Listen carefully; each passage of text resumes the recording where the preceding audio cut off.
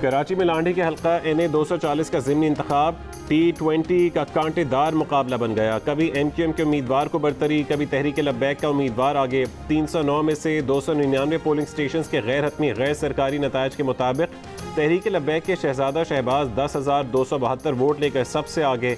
मुत्तहिदा कौमी मूवमेंट पाकिस्तान के मोहम्मद अबू बकर 10,261 वोट लेकर दूसरे नंबर पर हैं और इनसे सिर्फ 11 वोट पीछे हैं। आफाक अहमद की MQM के उम्मीदवार सैयद रफ़ीउद्दीन ने 8,233 वोट हासिल किए। पीपल्स पार्टी के नासिर रहीम 4,936 वोट लेकर चौथे और पाक सरजमीन पार्टी के शब्बीर कायम खानी 4,541 वोट लेकर 5वें नंबर पर रहे। इलेक्शन कमीशन ने हंगामा आराई के बायस पोलिंग स्टेशन नंबर 51 का रिजल्ट रोक लिया। इलेक्शन कमिश्नर सिंध ने कहा है कि NA 240 के हतमी नतायज का ऐलान आज नहीं किया जा रहा।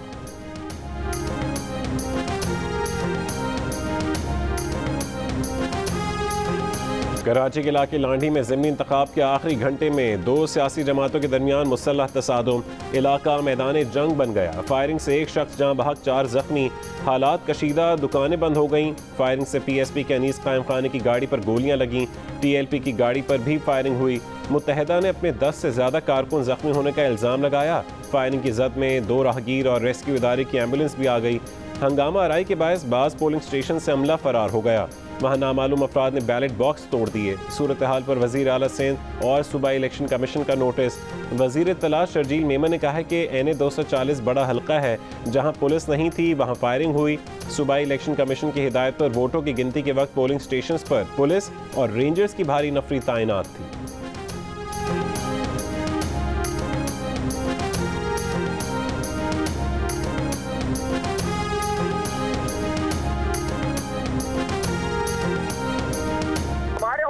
भाई हमला करके गए, हम कहीं से गुजर भी नहीं रहे थे, कोई टकराव भी नहीं हुआ। बाकायदा आकर जत्थों के साथ इस कराची में हमारी वजह से आज ये दंदनाते फिर रहे हैं 6 सालों से। जो हमारे या तो भाई रियासत इनको गिरफ्तार करे, मेरे साथियों के कातिलों को गिरफ्तार करे, उनको सजा दे, या फिर हमें हथियार दें। IG सिंध की पुलिस यहाँ पर कुछ भी नहीं कर रही है। IG की पुलिस यहाँ कुछ भी नहीं कर रहे। सबको मालूम है कि फायरिंग करना, पोलिंग रुकवाना, ये अमल कौन करता है? जिसे पता हो कि हमारी जो है वो शिकस्त यकीनी है।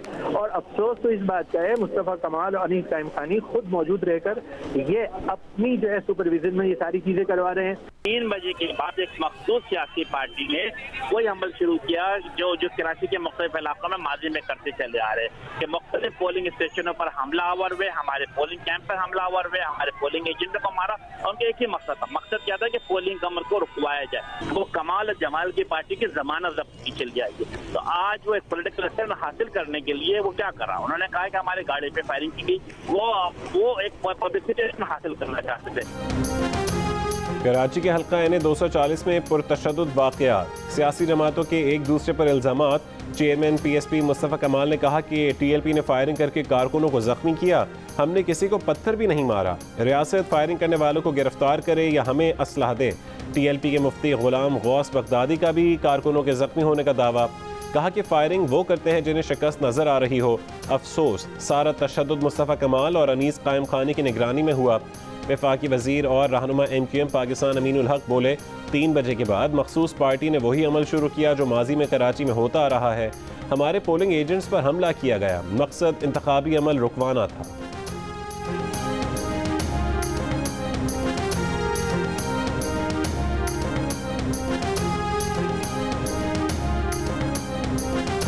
रूसी तेल की बात वो करता है जिसे किसी बात की समझ नहीं। मुल्क में तेल रिफाइनरियां दरामद करती हैं, उन्हें 1 पैसे का भी फ़ायदा नज़र आता है तो वो खुद वहाँ से जाकर तेल ले लेते। साबिक़ हुकूमत के वज़ीर ने रूसी तेल की ख़रीदारी के लिए ख़त लिखा था, उसका कोई जवाब ही नहीं आया। मुस्लिम लीग नून के सीनियर रहनुमा शाहिद खाकान अब्बासी की जियो न्यूज़ के प्रोग्राम आज शाहज़ेब खानज़ादा के साथ में गुफ्तगू। कहा, जब IMF ने यह देखा कि एक मुल्क हमसे कर्जा लेकर पेट्रोल पंप पर बांट रहा है तो उसने कहा कि आप जिम्मेदार मुल्क नहीं हैं। मुबैना अमरीकी मुरासले से मुतालिक सवाल पर कहा कि इमरान खान पहले पता कर लें कि रियासत मदीना में बहतान की क्या सज़ा थी। अगर इमरान खान बहतान तराशी की सज़ा भुगतने को तैयार हों तो हम तहकीकात करवाने के लिए तैयार हैं।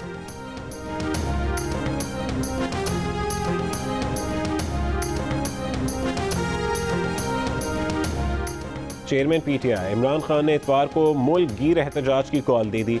एक वीडियो बयान में कहा है कि इतवार को सवाल करेंगे, मुल्क संभाल नहीं सकते तो साजिश क्यों की? इस तमाशे के खात्मे के लिए सबको बाहर निकलना होगा, वरना मजीद महंगाई होगी। हमने पेट्रोल पर 200 अरब की सब्सिडी दी थी, हमारे वक्त भी पेट्रोल की आलमी कीमत ज़्यादा थी, IMF का प्रेशर भी था, हमने हमेशा पुरअमन एहतजाज किया, यह हमारा जमहूरी हक है।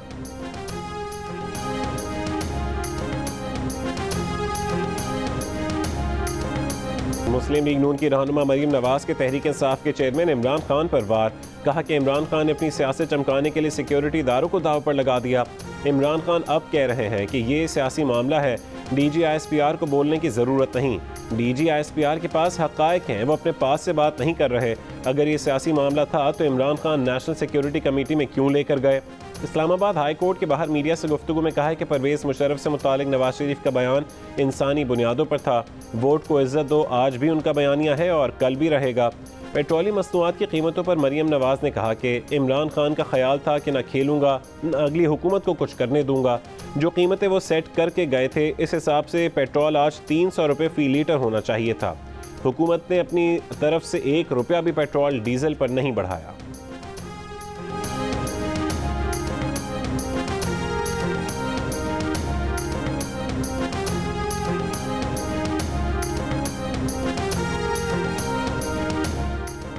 बिजली की बचत के लिए पावर डिवीजन के बड़े फैसले। मुल्क भर के कमर्शियल फीडर्स शाम 7 से रात 10 बजे तक बंद होंगे।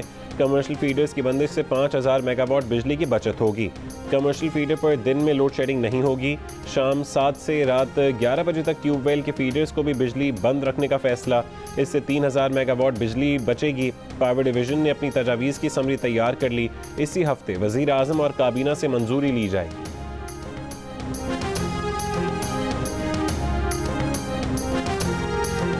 आप समझते हैं जो रिजर्व पोजीशन हमारी बेहतर हुई है, उसके बावजूद IMF का प्रोग्राम कंप्लीट करना जरूरी है पाकिस्तान? जी, मैं समझता हूँ ज़रूरी है। हमने वैसे भी जो बहुत सारे मेजर्स लेने हैं वो हम IMF के प्रोग्राम में ना भी हो तो हमें लेने पड़ेंगे। ये कई चीज़ें तो मजबूरी में हमें करनी पड़ रही हैं। देखो जी, at the end of the day अगर हम उठा के ये जो लगा रहे हैं, ये जो पेट्रोलियम लेवी, तो ये तो इसलिए लगा रहे हैं कि वो हमें कह रहे हैं, वरना मैंने तो उठा के अपना सेल्स टैक्स ही ज़ीरो कर दिया था। मजबूरी है। उन्होंने कहा कि आपने बजट किया था 600 अरब और अभी आपने कुछ भी नहीं इकट्ठा किया, तो अभी तो कुछ ना कुछ तो करें ना, 300 तो करें। तहरीक इंसाफ की हुकूमत ने IMF से मुआहदे में पेट्रोलियम मसनूआत पर न सिर्फ सब्सिडी ख़त्म करने का वादा किया, बल्कि ये भी कहा कि वह आवाम से पेट्रोल पर लेवी भी वसूल करेंगे और सेल्स टैक्स भी। इमरान हुकूमत ने पिछले बजट में ऐलान भी किया था कि पेट्रोलियम डेवलपमेंट लेवी की मद में अरबों रुपए की रकम वसूल की जाएगी। तहरीक इंसाफ के मरकजी रहनुमा पेट्रोलियम मसनूआत की कीमतें बढ़ाने का दिफा भी करते रहे।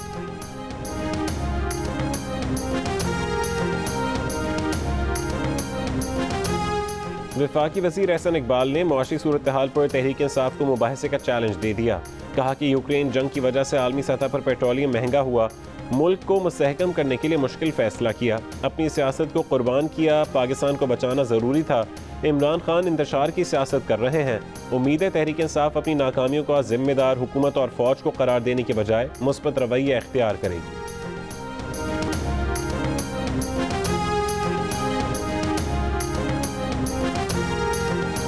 पेट्रोल की कीमत बर्दाश्त न करने वाले गरीब अफराद 786 पर अपना शनाख्ती कार्ड नंबर भेजें। उनका रिकॉर्ड चेक करके उन्हें भी माहाना 2000 रुपये दे दिए जाएंगे।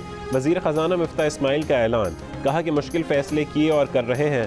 पिछली हुकूमत पेट्रोलियम मसनूआत पर न सिर्फ सब्सिडी ख़त्म करने बल्कि उस पर लेवी और सेल्स टैक्स लगाने का भी वादा कर चुकी। IMF से मुआहदे में इसका तस्करा भी मौजूद है।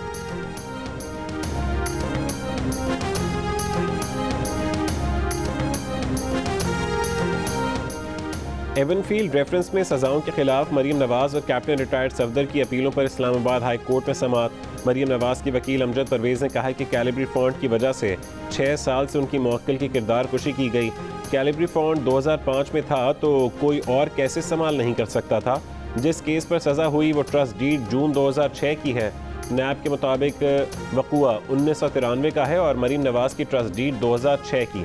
1993 के जुर्म एयानत 2006 में कैसे की जा सकती है?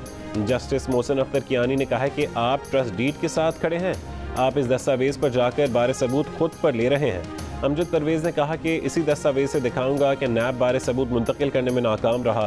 केस की मजीद समाअत 23 जून तक मुलतवी। मरीम नवाज की वकील आइंदा समाअत पर भी दलाइल जारी रखेंगे।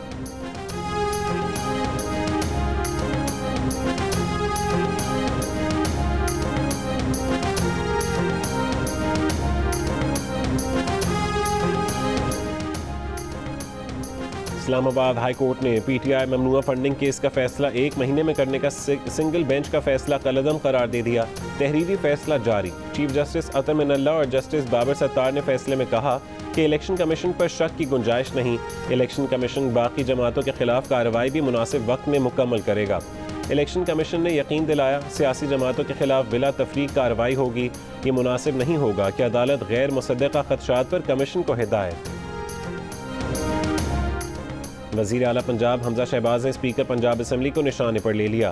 प्रेस कॉन्फ्रेंस में कहा कि डिप्टी स्पीकर पर जानलेवा हमला हुआ और जो कस्टोडियन बना बैठा था वो शाबाशी दे रहा था। कौन सी दवाई थी कि 70 साल के आदमी का टूटा हुआ बाजू एक दिन में ठीक हो गया। कहा गया कि IG और चीफ सेक्रेटरी को पेश किया जाए, फिर बजट का सोचा जाएगा। आइन में कहाँ लिखा है कि IG और चीफ सेक्रेटरी को पेश करोगे तो बजट पेश होगा। कहते हैं कि इजलास ऐवान इकबाल में क्यों बुलाया। नामसायद हालात में हमने तमाम आइनी और कानूनी ऑप्शंस देखे। आप अपनी मराद के लिए अदालत का दरवाज़ा खटखटा रहे हैं। अवाम का क्या कसूर था।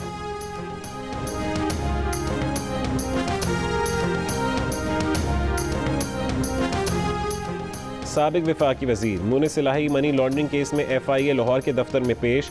FIA की 3 रुकनी तहकीकाती टीम ने मुनिस इलाही से तफ्तीश की। 40 सवालों पर मुश्तमिल सवालनामा दे दिया गया। पेशी के बाद मीडिया से गुफ्तगू में मुनिस इलाही ने वज़ीर दाखिला राना सनाउल्लाह का दावा मुस्तरद कर दिया। कहा कि PTI ने नहीं, 2 दिन पहले दर्ज FIR पर कार्रवाई की गई। तकलीफ यह है कि इनका साथ क्यों ना दिया। लाहौर की अदालत ने केस में गिरफ्तार शरीक मुल्ज़िमान नवाज भट्टी और मज़हर अब्बास का 4 रोज़ा जिस्मानी रिमांड मंजूर कर लिया। एक और मुल्ज़िम वाजिद भट्टी ने 22 जून तक अबूरी ज़मानत हासिल कर ली।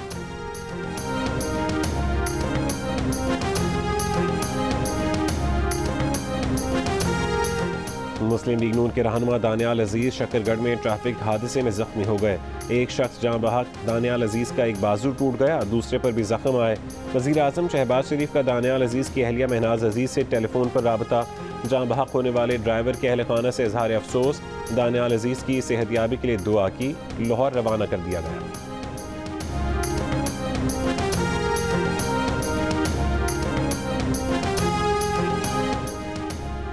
तहरीक इंसाफ की रहनुमा शीरी मज़ारी की गिरफ्तारी की तहकीकात के लिए इंक्वायरी कमीशन तश्कील। नोटिफिकेशन इस्लामाबाद हाई कोर्ट में पेश कर दिया गया। चीफ जस्टिस अतर मिनल्ला ने रिमार्क्स दिए कि जब उनकी हुकूमत थी उस वक्त भी ये मेंबरान असम्बली को खुशी खुशी अंदर कर देते थे। अली वज़ीर अभी भी जेल में है, वो भी मेंबर कौमी असम्बली हैं। इस अदालत की हदूद में सहाफ़ियों को भी उठाया गया। क्या उनकी आज तक तहकीकात हुई। अदालती हिदायत पर तश्कील दिया गया कमीशन शीरी मज़ारी की गिरफ्तारी में इख्तियारात के गलत इस्तेमाल के इल्ज़ामात का जायज़ा लेगा। 4 जुलाई तक अपनी सिफारिशात वफाकी काबीना को भेजेगा।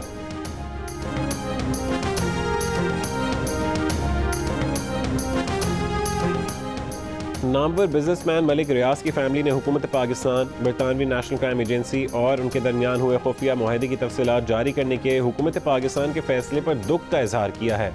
बरतानवी लॉ फर्म किंग्सली नेपली ने मलिक रियाज की फैमिली की तरफ से बयान में कहा कि उन्हें दुख हुआ कि हुकूमत पाकिस्तान ने इस वादे की खिलाफ वर्जी की जो उसने NCA और मलिक रियाज हुसैन फैमिली के साथ किया था।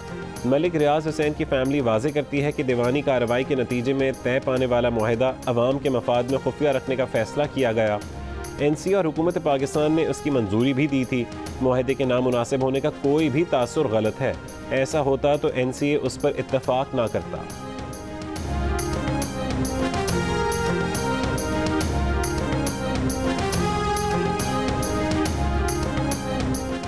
ऐवान इकबाल में पंजाब असम्बली के बजट इजलास की सदारत पर डिप्टी स्पीकर दोस्त मज़ारी की नाहली का रेफरेंस स्पीकर पंजाब असम्बली को भेज दिया गया। रेफरेंस PTI के अरकान असम्बली शुजात नवाज और मोहम्मद रिजवान ने दायर किया। रेफरेंस की कॉपी इलेक्शन कमीशन को भी भेज दी गई।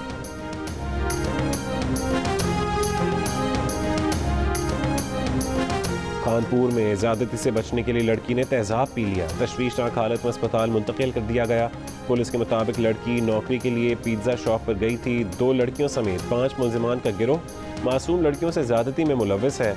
लड़की के बयान की रोशनी में मुल्ज़िमान की तलाश जारी।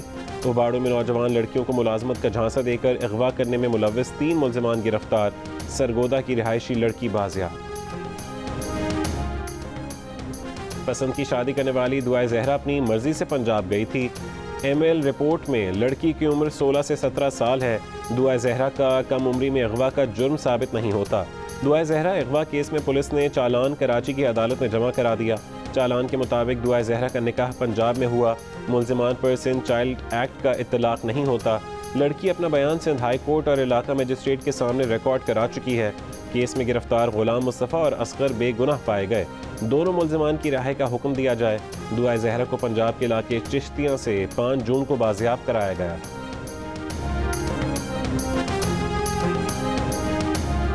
पाकिस्तान के जंगलात में पे दर पे आग लगने के वाक़यात, वजह क्या है? खुश्क साली, आलमी हिद्दत में इजाफा, मुर्जमाना गफलत या लालच का अंधा खेल, तखरीबकारी या फिर लकड़ी माफिया का हाथ? क्या पाकिस्तान के जंगलात यूं ही जलते रहेंगे? हुकूमत की हिकमत अमली क्या है? जियो न्यूज़ की खुसूसी नशरियात। वफाकी वज़ीर माहौलियाती तब्दीली शेरी रहमान ने कहा कि जानबूझकर आग लगाने वालों को सजाएं मिलनी चाहिए। आग लगने की एक वजह दर्जा हरारत में इजाफा भी है। जंगलात में आग की रोकथाम के लिए टास्क फोर्स सूबों के साथ ताउन कर रही है। शिमाल मशरक़ी बलोचिस्तान में आज शाम से प्री मानसून बारिशों का नया सिलसिला दाखिल होने का इम्कान। महकमा मौसमियात के मुताबिक ज़ियारत, योब, दुक्की, हरनाई, शिरानी में मुतवक्के बारिश से सैलाबी सूरत हाल का खतरा है। जनूबी पंजाब और बालाई सिंध में गर्द आलूद हवाएं, आंधी चलने की तवक्को। इस्लामाबाद के मुख्तलिफ इलाकों में मूसलाधार बारिश, आंधी और यालाबारी।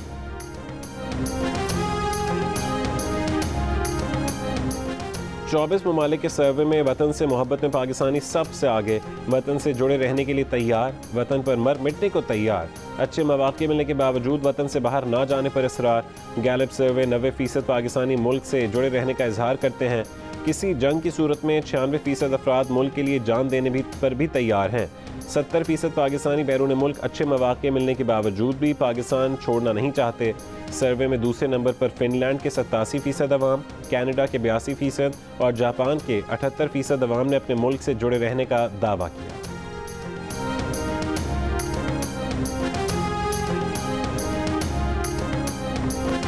भारतीय सुप्रीम कोर्ट ने भी घर गिराए जाने पर मुसलमानों की फरियाद ना सुनी। स्टे ऑर्डर जारी करने से इनकार। गैर कानूनी तामीरात गिराने के लिए कानून पर अमल दरामद की हिदायत। जमीयत उलमाए हिंद ने दरख्वास्त में कहा था कि उत्तर प्रदेश में मुसलमानों के घर गिराए गए। डर और खौफ के माहौल में मुतासरीन बराह रास्त अदालत से रुजू करने के काबिल नहीं। साबिक जजेस, वकला समेत 12 शख्सियात ने भी भारतीय चीफ जस्टिस को खत लिख दिया। कहा कि भारतीय हुकूमत का इक़दाम गैर कानूनी है। यूपी हुकूमत मुजाहिरीन के खिलाफ तशद्दुद करके इख्तिलाफ राय को दबा रही है।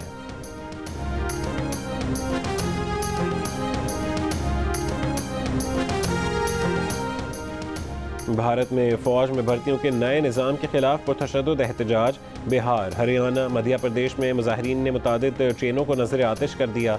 सरकारी इमारतों में घुसने की कोशिश। सरकारी एहलकारों के घरों पर पथराव। बिहार में बीजेपी के दफ्तर को भी आग लगा दी गई। रूस की यूक्रेन को अमन मुज़ाकरात की पेशकश। रूसी मुज़ाकरातकार का कहना है कि यूक्रेन की जानिब से रूसी तजवीज़ पर अभी तक कोई जवाब नहीं मिला।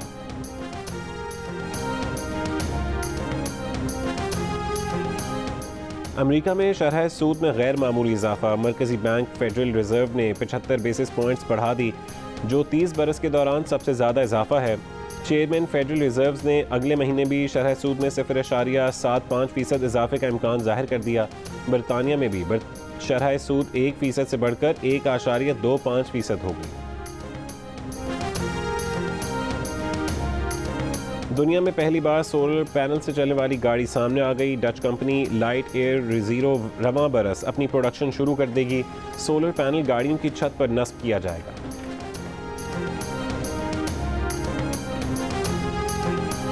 और जापानी डिप्टी कौंसल जनरल को सिफारतकारी के साथ उर्दू पर भी अबूर। गुलकारी के भी शौकीन, मसालेदार खाने भी खा लेते हैं।